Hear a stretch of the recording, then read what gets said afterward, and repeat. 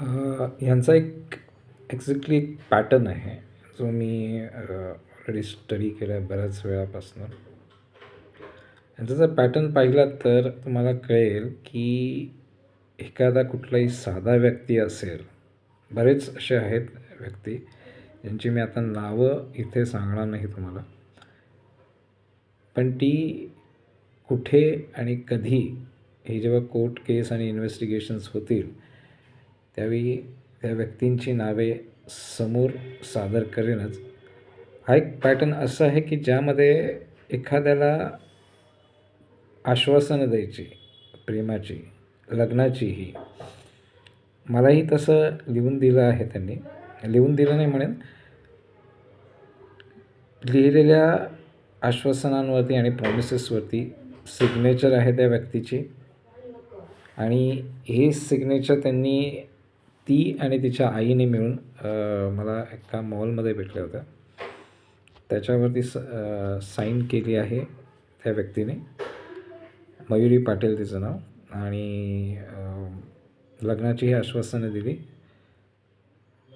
आणि या नात्यांमध्ये 3 वर्षापासनं बऱ्याचशा गोष्टी, जशा की फायनान्शियल रिलेटेड काही पैशांचे व्यवहारही केले आहेत. आणि बऱ्याचशा गोष्टी आहेत. ते आता मी इथे, मला वाटत नाही की मी इथे बोलावं, कारण काय काही आहे तो ॲज अ प्रूफ म्हणून त्या केसमध्ये वापरला जाईलच. तर पाहूया आपण लवकरच ह्या केसचं कुठपर्यंत, कारण का यात एकटी व्यक्ती नाही, पूर्ण फॅमिली आहे. आता फॅमिली मेंबर्स म्हटले तर मी सर्वांची नावं इथे घेणार नाही, पण नक्कीच त्या सर्वांची नावे मी जिथे आहे तिथे लिहून देईन.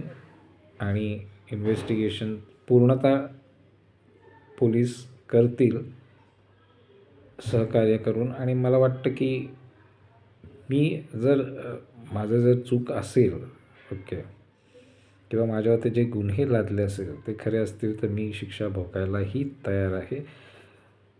आणि जॉबचा विषय म्हटला तर जॉबबद्दल मला टेन्शन्स नाही आहे.